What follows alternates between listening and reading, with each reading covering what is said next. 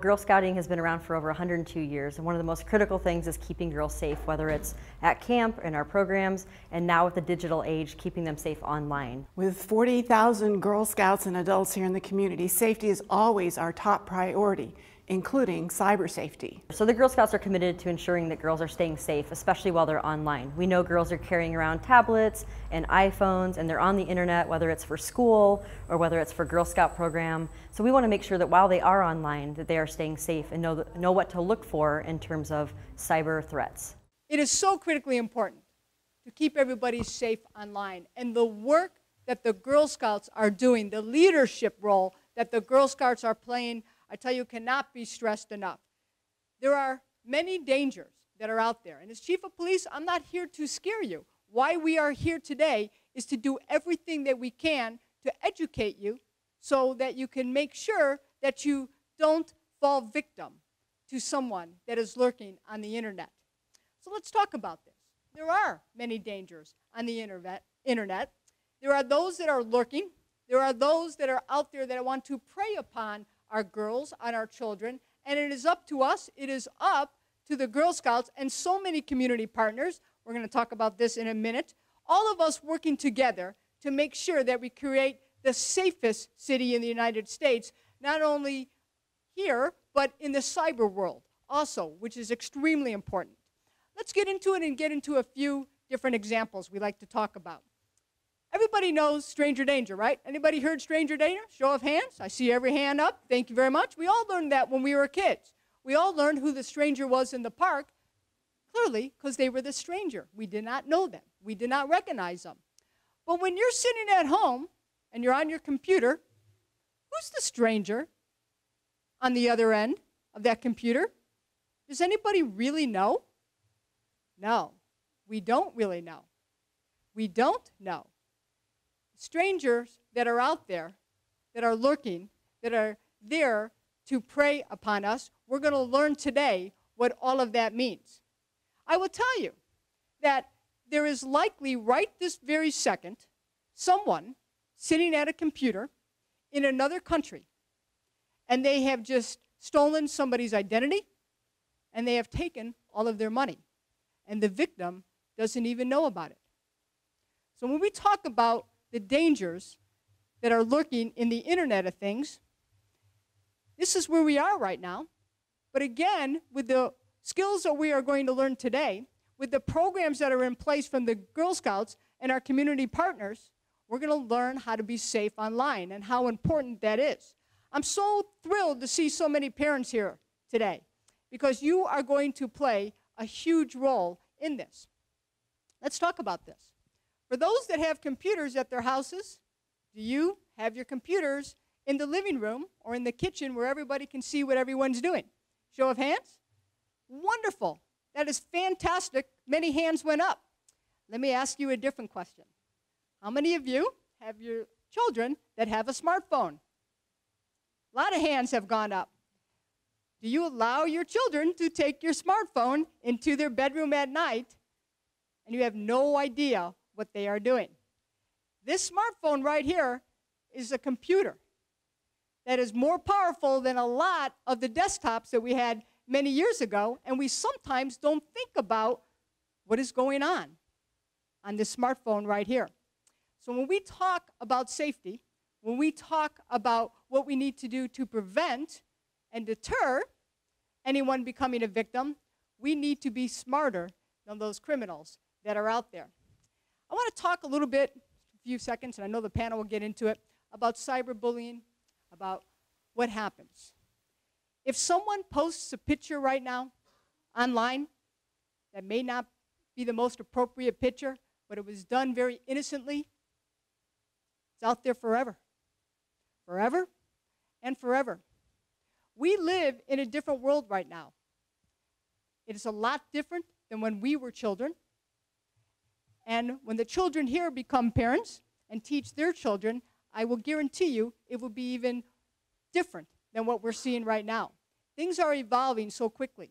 When we were kids, we can go out and make a mistake, and likely nobody would know about it. Or you learned your lesson and you got to go on with your life. Our children right now make a mistake, they post a picture online, that mistake will be there forever. So we have to make sure that we prevent that. As we talk about every social, economic, every demographic of our children, doesn't matter if you make $5,000 a year or you make $500,000 or $5 million a year.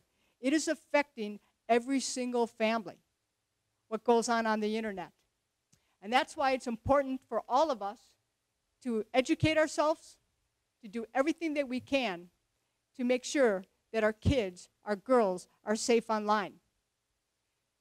There's something missing where our children feel that they're getting love on the internet, maybe from someone that could be in a chat room. And there's something missing, that they actually are more comfortable reaching out to that person on the internet than seeking out a parent, seeking out a loved one, a brother, a sister, a teacher. We have to stop this right now.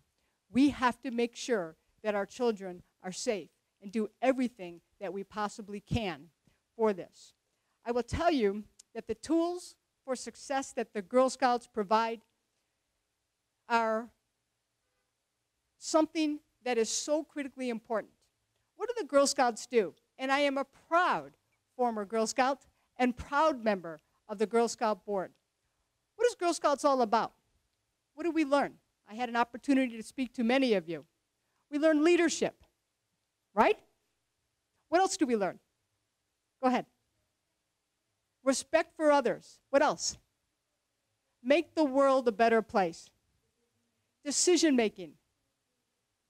To be courageous and strong, and self-esteem. All of these, you are all correct. That's what Girl Scout does. Listen to all these wonderful answers that came out here. And nobody was shy to raise their hands. That's what Girl Scout does. They make it possible for our girls to speak up when something is right and to speak up when something is wrong. When they see something, we like to say, you see something, you say something. I would be remiss if I didn't thank so many community partners here today, besides the Girl Scouts. And I have been just a huge advocate for all the work that you do. Thank you to Cox Communications for putting this on. Thank you very much. Thank you to ESET and securing our eCity and everything that you're doing, and certainly to the San Diego Police Foundation for being just such excellent community partners. And I will tell you, I'll leave you with this. It should not matter who you are or where you live to feel safe. You should feel safe no matter who you are, no matter where you live. Let's all of us work together to make our great city even better, where we can all work, live, play, and raise our families in harmony and in safety. Thank you again for being here. It's my privilege to introduce our guests here on the panel. And first I want to ask a question. How many of you or your parents sold cookies on the internet? Yeah, I mean, my email, sending emails to friends, coworkers, neighbors. Some of you, how many of you done any Girl Scout projects using the internet? Getting your badges. It is a wonderful tool. It is a wonderful tool, and we want to encourage you using that tool, but there are reasons to be safe and to be cautious. So that is what we're here. We're not here to discourage you from using technology. We're here to encourage you to use it safely. So with that said, put on my glasses. I first get to introduce Liz Frauman, and she's immediately to my left here. And Liz is Executive Director of Securing Our eCity Foundation, and they really focus on awareness, education, and preparation of internet safety and security. She used to be the Marketing Director of ESET, has worked with many startup companies, big companies, small companies, has spent a lifetime serving others. She's big in all of the technology, understands it very, very well, so is a great speaker. She used to live in New Jersey. She worked in Australia, so she's got a diverse background. She has two loves, her husband and her German Shepherd puppy of 2 years named Baron. So thank you so much. We have next to her left, John Moffitt. And John has worked with youth and adults for over 15 years, 8 of those specifically on internet safety. He's worked in a variety of capacities, schools, Vista Clinic, and so forth. Now, he has done a lot of mediation, helping to bridge the digital divide with parents and kids. He has a wife who works in special ed. She's a special education teacher. A son who loves video games, so a second-generation techie. And he says he's traveled all over the country, but there's no place like home right here in San Diego. So thank you, John. And then our third guest is Darlene Canzle, and she is the director of Safety Net, which is Smart Cyber Choices, and that is part of the San Diego Police Foundation. She has given internet safety discussions to over 100,000 parents, teachers, and kids. So she's quite experienced in all the schools. She has her master's degree in counseling, used to be a high school teacher working with at-risk kids. She was a teacher in London, England. She loves yoga, and she lived half her life in New Jersey, so there's a commonality here, and half her life here in San Diego, and has traveled cross-country 4 times. So thank you so much, and I'm going to turn it over to them to each give thoughts and comments, and then we'll turn it into some question and answers. So, thank you so much for having us here tonight. I'm very excited. I see some faces that I recognize, and hopefully we'll make some new friends yet tonight. One of the things that we wanted to touch on from our perspective is the internet is extremely exciting, as Cammie said, and a wonderful, wonderful place. And so is your home. How many of you live in an area of San Diego that you feel extremely safe in? Okay. Now, because you feel very safe, do you leave that front door open at night or unlocked? Do you? How many of you leave your front door unlocked? Okay. How many of you keep your computers turned off at night? Okay, a few of you. Okay. How many of you leave it on and just go on the internet whenever you want? So one of the things you want to consider is that access into your home on the internet is like leaving your front door open and your windows open and inviting anyone and everyone in. So one of the things that we highly recommend is close down that access, right? Remember that the internet is available worldwide. There are no borders anywhere on the internet. We could go to France right now, we could go to Portugal, we could go anywhere we wanted to, right? Anybody gone to a different country via the internet? It's pretty cool, isn't it? But again, you want to lock that down when you're not using it. Another thing that we wanted to touch on is how many of you have your digital device with you, and Shelley touched on it, at night in your bedroom? Any of the girls at night in your bedroom? Okay, like she said, get that out of your bedroom, right? And the studies from several different organizations show that the teens are on the internet 7.5 hours a day. They're using their digital devices, 7.5 hours a day. Now, how many hours do you guys sleep? 7, 8 hours of sleep? Okay, so if you look at your waking hours, you're probably spending more than half your waking hours on digital devices. So again, we as parents and we as leaders that care about you, we're trying to suggest that you unplug a little bit. Take some FaceTime with your best friend or your mom and dad. Super important. There's nothing like those hugs, right? And what about exposure? Anybody ever trip on something on the internet that they go, wow, I'm embarrassed? Anybody ever had that happen? I have. Anybody else? I think the more you search, the more you do, the more you stand a chance to trip on something that you wouldn't like. And so that exposure is really important. And the more you're on the internet in places and on chat rooms. Anybody go to a chat room? That's good. That's really good, because you don't, as Chief Zimmerman said, you don't know who's on the other end of the chat, do you?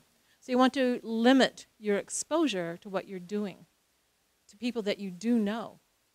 And what about the need to know? Anybody hear of a digital footprint? Okay, so what are you leaving, the little crumb trails or the footprint as places you go? So you take pictures with that smartphone, right? And do you have the GPS turned on? If you do, there's cases that literally they can pinpoint where that picture was taken, the time of day it was taken, and the perpetrators of crime can actually find where you're at. So there's a case of a mom taking a picture of her daughter, posting it on one of those social media sites, and next thing you know, things are happening in their home. So those are some things that we really recommend that you limit, is the exposure that you have and information that you're leaving in your digital footprint. So those are just a few things that we recommend to the parents and the girls, that you be careful of what you're doing on the internet. A great place to go, lots of wonderful things, but do it with care in what you're doing. Okay. John? Thank you. So as Cammie mentioned, I used to be a middle school guidance counselor, and I was a high school teacher. And when I started my career, a few people had flip phones and a few people had email addresses. So I watched kids kind of go from almost nothing to the entire world in their pocket. And I'm finding through this work almost 5 years now that parents aren't always able to help kids with Facebook and Instagram and social media because they didn't grow up with it. And many teachers today did not grow up with this technology. So I see a lot of kids are handed devices, and we're saying to you, here you go, regulate yourself, take care of yourself, do whatever you think is best. And really we're finding kids aren't able to do this. So like was mentioned, I go and do school assemblies, talk to about 30,000 kids a year, and I'm just finding that everybody stumbles. And I'm really concerned about this generation because, as the chief said, people are giving you opportunities and taking opportunities away from you based on what they learn about you on the internet. The world the girls are walking into, for example, we were hiring a secretary and we got 300 resumes in 3 days. And one of the things we do is just start typing names into Google and we see what comes up, and then we have to think about, you know, can this person work with the police? Is this the kind of person that can really represent our organization? And we have to make decisions about people based on what we find online. And as I said, there's not always a second chance. You know, you don't get to explain that photo or what happened because there's no delete online. And I think developing brains, you know, to me, in my 40s next year is not very far away at all, but I know for you guys, Thanksgiving and even Halloween tomorrow is very far away, so it's hard for kids to conceptualize the future and that there really is no delete. So we're really trying to teach kids, like the girls, to be respectful, really think about what they're posting and how they're representing themselves to the world, because there's not always that second chance. So I'm pro-technology. I'm really excited about technology. I'm really excited about using technology in age-appropriate ways. We're going to talk a lot tonight about apps are rated, and parents can restrict apps by age and really see what's appropriate for their kids. So I think we have a lot of opportunity. I'm very happy we all have the internet. I just want safety and the best for everyone. Thank you, Darlene. Hi, ladies. How y'all doing? First off, I'm excited to talk to just ladies, you know what I'm saying? This is awesome. Because one thing I've found, I've been doing a lot of presentations like her, and I've had the opportunity lately to just talk to the girls and have some girl talk, you know what I'm saying? And what I found when it comes to this girl talk is, when it comes to like online gaming, would you say, show of hands, are you treated differently than the boys? Yes or no? Yes, you're treated differently than the boys when you online game. Anybody think they're treated differently? Who thinks they're not treated differently, they're treated the same? Okay, who here does Xbox Live or PlayStation Live and plays online in the gaming world? Okay, good. One thing I've noticed, thank you for putting your hands up, is that those of you that online game, you're treated differently based on your gamer tags, by what you say, and just because you're different. A lot of it is guys will like to think, oh, they're a girl, I'm going to beat them, I'm going to make them look bad, or I'm going to do this, or I'm going to do that. And I've noticed when I've talked to them is that, what do you do when somebody says something nasty when you're playing an online game? Because we talk about chat rooms, but let me tell you, when you're online gaming, you're in a chat room. I had a young boy come up to me in middle school and he goes, excuse me, mister, I was playing Xbox Live the other day, and I started talking trash, saying stuff like I'm the best, and it got out of hand. I go, how did it get out of hand, man? Tell me. He goes, well, he said some stuff about me, I said some stuff about him, and then he said he was going to kill me. And then he responded, and the kid responded with, you don't even know me. What are you talking about? And the guy goes, maybe I do. And he said his name and his address. And he's like, whoa, how did this happen, man? Is this some hack? Some super hacker? And I'm like, well, probably not. Hackers are going for money, and you're 12. Probably not a lot of money there. Maybe your allowance is crazy, and I just don't know. But chances are they're not going after you for that. So what are they going after? What is this? Well, it looks like you ran into a troll. Does anyone know what a troll is online? Anybody? What is a troll online? It's somebody online that intentionally is mean or vindictive to other people because they're anonymous and no one will ever know they did it. So this troll got lucky. I say this is the luckiest troll that ever lived that went after this kid. And he goes, well, how? How did this troll get my information? Did he get my IP address? Did he do all this crazy stuff? No. You're thinking way too complicated. I got 3 questions for you. When you set up your account on Xbox Live or PlayStation Live, did you use your real name? Yeah, my parents set it up. It has my real name. Next question, was it set to private? You could set it to private? Yeah. And he goes, well, no, I don't know. I don't think it was private. Well, what else could it be? And he goes, how would that help him? And I go, well, last question. I have 2 of them. When you're online gaming, and this may have happened to you, when you're online gaming, if anybody ever asks you while you're online gaming, what time is it? It's not because they want to know the time. Ladies, they don't need it. Everybody got a clock in front of them. Somewhere there's one right there. We all got clocks everywhere we go. They want to know what time zone you're in. And that troll asked, what time is it? He responded. He Googled that kid's name, which happened to be, and this is the last part of it, extremely unique. Now, if your last name's Smith or Moffitt like mine, there's going to be millions of us out there. But this troll got really lucky. And I asked this kid, how long ago did this happen? And he said, oh, like 3 months. Let me stress something to you, ladies. If something happens that makes you uncomfortable online, no matter what app, no matter what video game it is, you need to be able to go to your parents to talk to it. Parents, I'm glad you're here, because when they come to you with some of the stuff, it's going to freak you out. There's another app. Has anyone heard of Kik? K-I-K. Kids Kik? Like to kick it old school? For those who don't know what Kik is, it's a messaging app. Say, me and Liz want to talk. We both download the app. We all want to talk together. I could send her a message, a photo, a video, whatever. It doesn't use a phone number. It uses a screen name. So this brings out the evil in people, because you can't prove who sent you what. This is where I have a lot of kids, especially young girls. This is the app that freaked them out the most, because they had inappropriate pictures sent to them and stuff that really freaked them out. And I asked them, did you talk to your parents about it? And they said no. Why did they say no? Does anybody have an idea why they wouldn't tell their parents about something like that? Yeah. Because they were scared. What's another reason? Yes. Oh, snap. Y'all didn't hear that. She said it. She said it. Oh, I'll give you double snap. Okay, now, you're absolutely right. She said, for those of you in the back that did not hear it, she said, my phone can get taken away, man, and that is my life, yo. This is my life. You're not taking it from me. What I want to stress when it comes to this, and when your parents are going to the parent presentation, it is, you may hear stuff that makes you go, oh my God, my kid, I'm taking this cell phone. I'm going to throw it like a Frisbee across the room. They're never touching it again. That is not the solution. The solution is bridging the digital knowledge gap between what they're seeing and what you're aware of. And when we go and separately talk to all the kids, one thing that should happen tonight, ladies, is there should be a really, and gentlemen, I see the gentleman, what's up, fellas? There needs to be a conversation tonight at the dinner table. And it's not demonizing the technology or the child. It's going, okay, this is what's out there. How are we going to use this tool correctly? They mentioned it as a resource. That's an excellent way to put it. It is a resource. But there can be negative sides to it. And we're going to look at that, but also look at the solutions to that tonight. So I think we were going to open it up now to, is it questions and answers? I'll turn it back over to the moderator. Thank you. I want to open it up to parents or kids, whatever way, just to ask any question you want.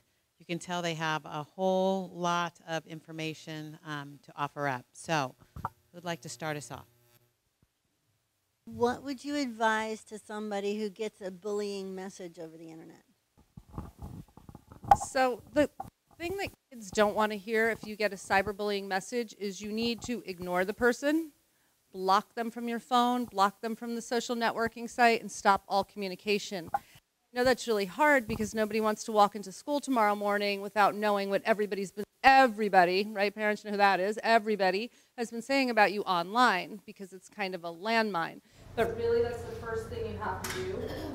We would like kids to report to their parents. We're going to talk about a lot of kids. You guys all said why kids don't want to report to their parents. We actually surveyed 10,000 middle schoolers in San Diego and said if something makes you feel uncomfortable online, would you tell your parents? And 60% of kids said no, for all the reasons that the girls gave. So we're asking all kids to identify 3 adults over 18 who love you, that you trust, that you can talk to, just in case you don't want to talk to your parents. So I'm thinking grandparents, aunts and uncles, scout leaders, someone at a religious place, a teacher, a school counselor, maybe a nanny or a babysitter, your mom's best friend, your best friend's mom. You guys all have cell phones. You need those phone numbers in your phone. You have people that can help you. When you guys see the things that happen on TV to kids who are bullied, a lot of times they're not getting someone in their corner. And really, there's no way a kid can fight a bully or a group of bullies. So you need to get the adult help and stop talking to the person, and then you can take it from there.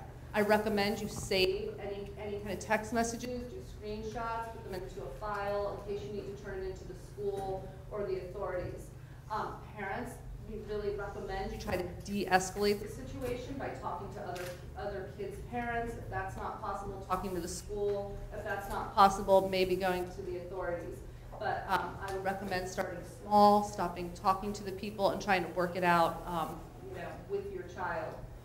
And ask them, what do you think? Because if they think you're going to go behind their back, go down to the school, make it a big deal and embarrass them in front of everyone, they may not tell you.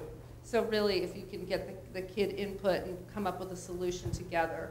But there's a lot of resources out there, and there's ways that you can protect yourself. I'd like to add to that, there's a recent case in Georgia that just took place. If your child happens to be the person doing the bullying, the parents in this Georgia case are being held liable for it. So do you need to get on top of it? The answer is absolutely yes, because you can end up being responsible. And on top of that, the school is legally required to get involved. Assembly Bill 256 requires that any harassment on or off campus, they're required to get involved in. However, they can't do anything, like she said, if you do not save the evidence. I mean, screen capping. And one of the big trends I'm seeing lately is impersonation pages, where this kid makes a page for this person. The key to stopping that is when an impersonation page is created, you're not just screen capturing the impersonation page, it's the followers and the people that are liking it. Screen cap those as well.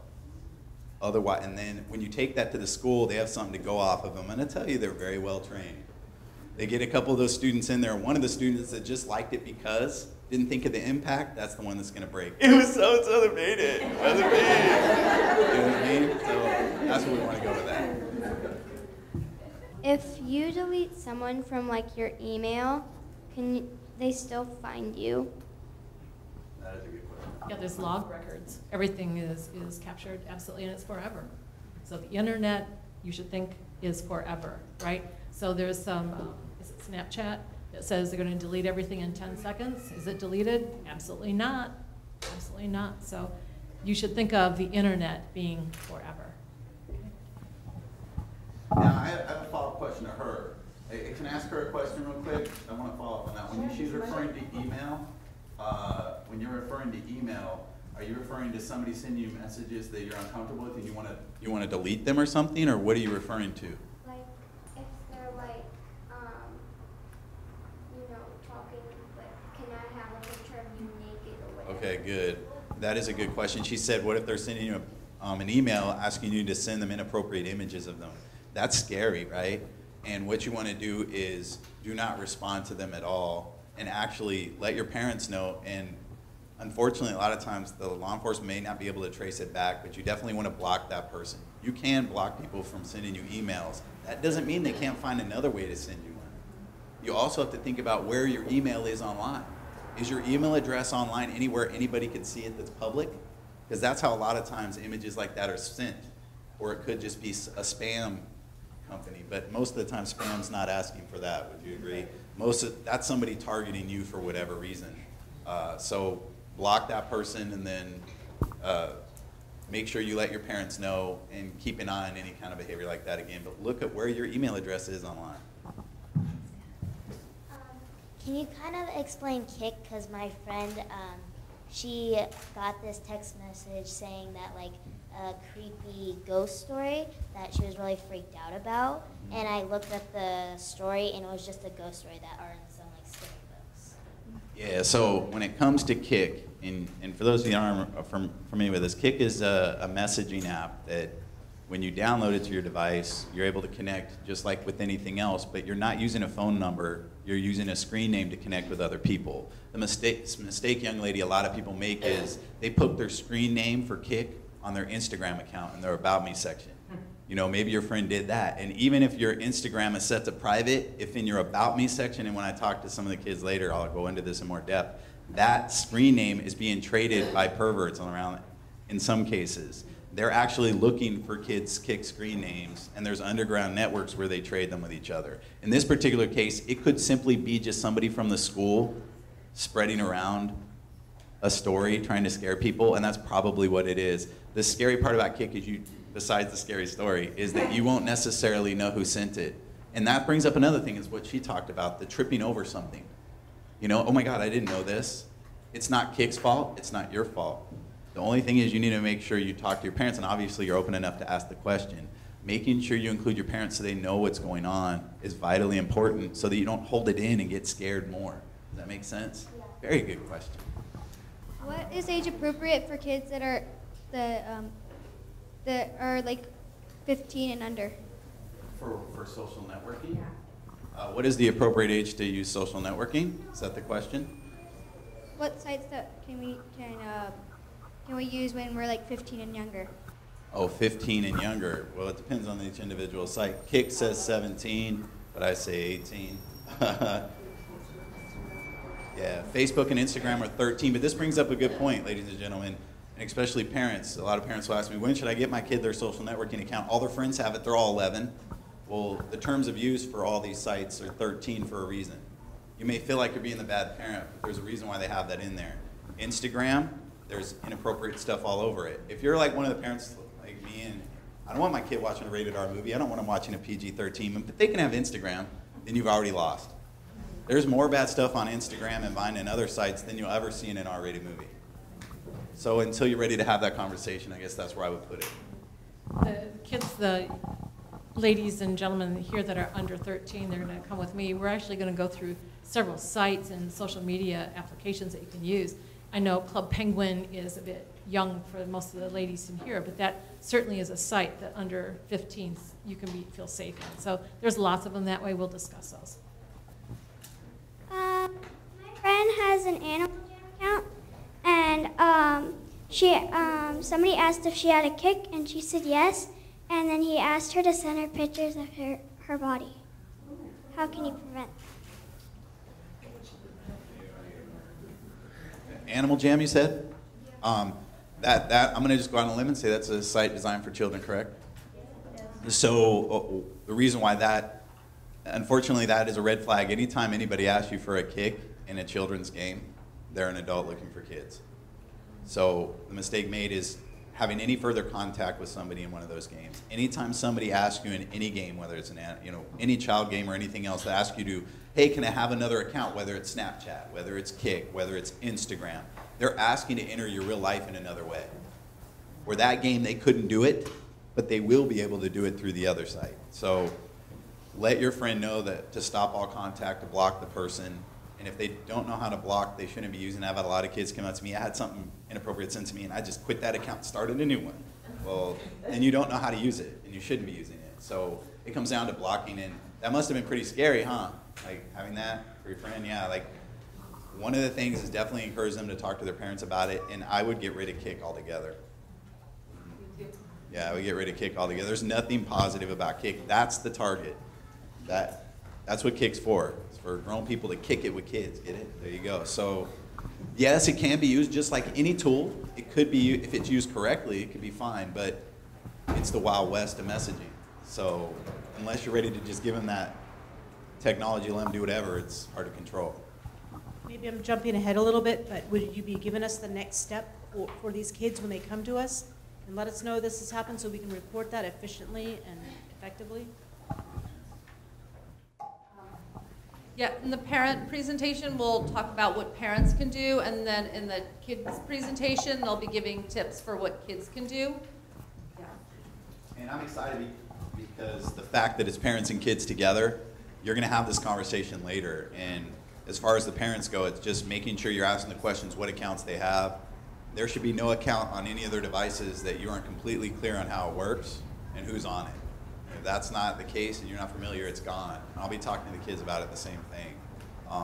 Very, very important. One of the greatest keys and the things you can do to bridge that gap. How many kids here have an Instagram account? Raise your hand. Okay. When it comes to Instagram, have your parents met every single one of your followers? Raise your hand if they've met every single one of them. Okay, 1 out of everybody. So the simple fact is, Instagram's not bad, the kid's not bad, not letting them, but if they've got 600 followers, there's a lot of people that shouldn't be there. So how do you know what is the appropriate number? The number they're comfortable inviting over to the house for you to meet. It is a tool. If you're using it to get to know your child and them letting you in, then it's fine. So you're not going in when you leave here, get rid of this person, get rid of that person, no, I just need to meet them. When are they coming over to the house? What's up? And if they're not comfortable with that, that person's got to go, because Instagram is your digital bedroom, yo. Any presentation I do, I could look up the students in the area and I will see a picture you posted from in your bedroom. You really want me in your bedroom? Probably not. Say no, please. I don't want to be in your bedroom either. Okay? Just keep that in mind. So they'll talk about it and we'll talk about it with the kid.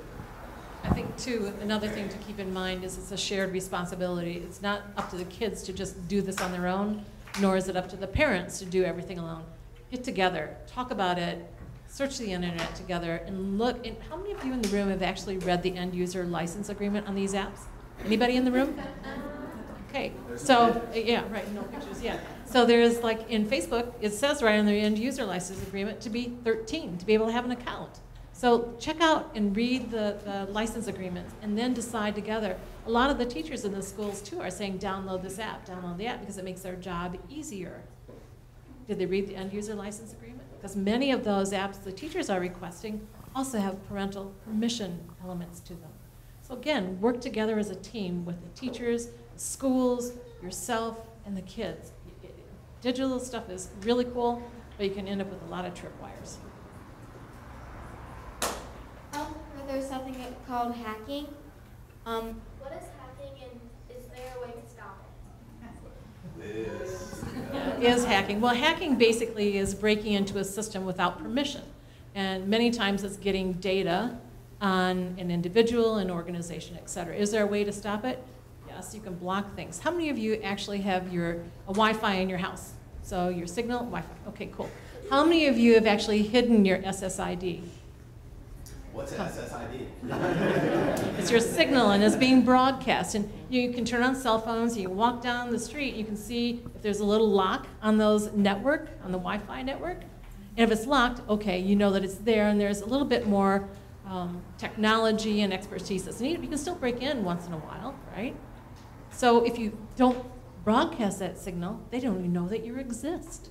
So what we recommend in our parents' presentation is that hide that SSID. People don't need to know that you have Wi-Fi in your house. You can set up so a guest can get on and everything else. So again, shared responsibility. Protect your house. Lock it down. Lock your front door. Okay? Lock those computers so people can't see. Yes, ma'am. Regarding that, I had a friend who had 2 routers. So Yep. one for guests and then one for family or whatever, and one for guests when the kids were allowed on, and then they could just turn it off and it could still work. Yep. Is there a way to do that besides having 2 routers? You can actually set up a guest account. I think routers many times have to up over 5 accounts you can have on it. So yes, there is. Yeah, And I just thought the that was routers a are brilliant idea. absolutely, and the routers are actually specific how you set up the SSID. So it's actually in the manual in most cases, right? Now again, you have to be a power user to read the manual, right? So what we really want is everybody to be a power user and learn how to take that protection step. There's Geek Squad too. Yes, there's lots of consultants out there, but just read the manual, it tells you how. And how many of you changed the password on your router? Cox or AT&T or Time Warner came in and put the router in for you? Really neat. Did you change the password and the user ID? They come out of the box typically with admin, and many even organizations don't change that. So is it easy? Let's try. How many of you have a password that's 1, 2, 3, 4? How about, tell us. Yeah, how many of you have password that's password? I mean, there's a whole set of things as far as, again, that level of security that, again, needs to be a shared responsibility. And I get, just to piggyback on that, when it comes to hacking, hackers just in general are lazy to an extent. Like if I want to hack into her network at her place, I'm not going after her, I'm going after friends, colleagues, I'm going after kids. I'm going after the kids because that's the low-hanging fruit to get in, right? That's where I'm targeting. So you guys are the front line. You need to make sure you're not clicking on links and you're not getting stuff and nasty, gross stuff. There's also white hat hackers. Anybody heard of them? The white hat hacker? And we have a cyber boot camp and a Mayor's Cyber Cup. We'd love to have Girl Scout teams that participate in the Mayor's Cyber Cup. And what they do is learn how to protect the machines. If you don't know how hacking is done, how do you know how to protect it? So there's some skill sets that are taught in both the Mayor's Cyber Cup and the boot camp that's follow on to learn some of these skills. Again, for the good of protecting. Yeah, absolutely, we need a lot of ladies. So we have some mentors that are waiting in the wings to help Girl Scouts have a team.